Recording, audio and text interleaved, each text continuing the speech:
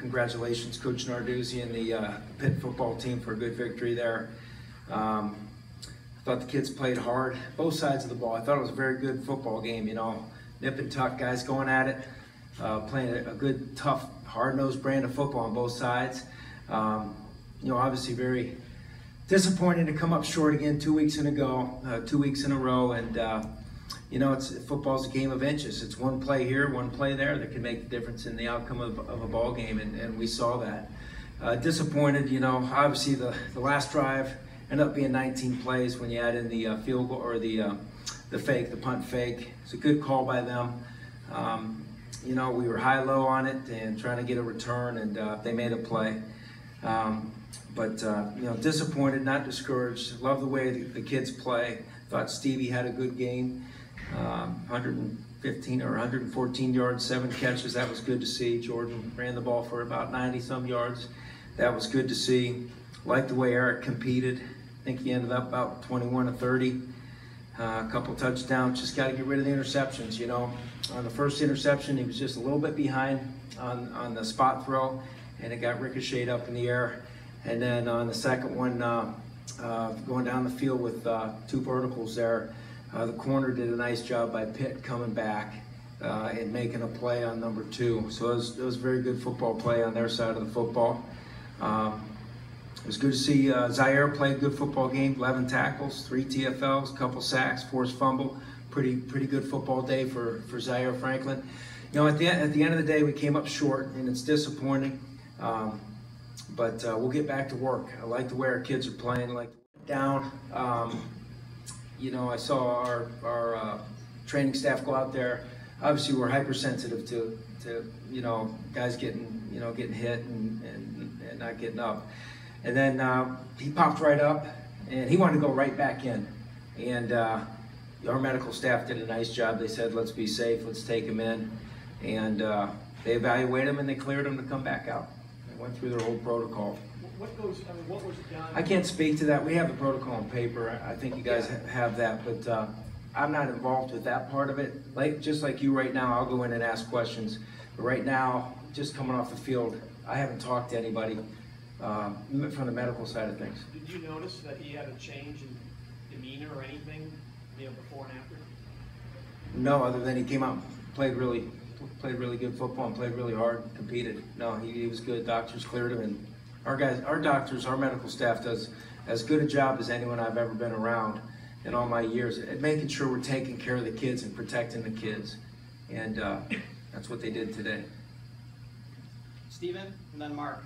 Hey Scott, you guys have done a lot of fun things on special teams with Riley. You won a game last year against Villanova. Just from an emotional perspective, what is it like to be on the other side of that in such a pivotal moment? Well, anytime they convert a third down or a fourth down or a trick play, like you say, beat you up, and you got to fight back as quick as you can, get to the next call. Can't let it linger. But it was a good call by them. They made a good play. When you say you were high-low on it, what does that mean? It's you got a guy's on top of one guy. There's 2 guys. One guy's running the flat, one guy's running an over. He's high-low on the over route, and he'll break on the flat. Mark in the back. Coach, back here, I still don't know what you were talking about there, but it's okay. Emotional toll add up after the last 2 weeks? It does, but you can't be soft. You got to fight the good fight, push forward, be a good example, model the way, have a good dinner tonight, drink a beer, come back in the morning, and have a great Sunday. Michael over here on the left, and then Sam. Floyd. Hey Scott. Right before halftime, I think there was about 25 seconds left on the clock, and they still had a timeout. Was there any fear that with that short kickoff, and they might have a chance to get in field goal position, and I guess why did you decide to do that? With the penalty? Are you saying? No, just with the short kickoff, why did you decide to do that? Was there any thought that maybe they'd have enough time to get in the field goal position? No, we didn't think so. The short kickoff, if it's executed properly, is down around the 25, 30-yard line. Would have felt good about that. Then we had the penalty. Down front.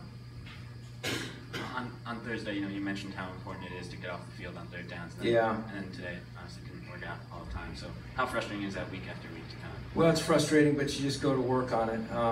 Very frustrating. You know, I think on that last drive, 19-play drive, we had a 3rd and 5, a 3rd and 6, a 3rd and 1, a 3rd and 1, and a 4th and 7 that we didn't get off the field. So, you know, it's you know, it can be very frustrating for an old defensive guy, head coach now.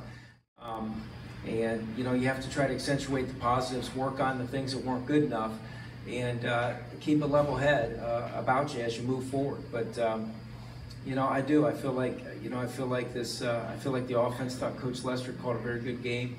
Thought he kept PITT off balance. I felt like, you know, there's so many good things to point towards as we continue forward.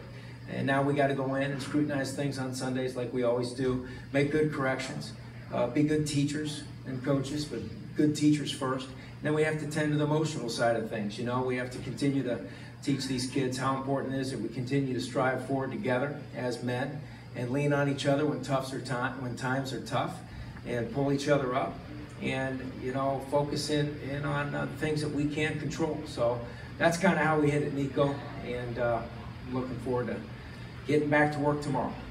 Time for 2 more questions. In the middle on the left.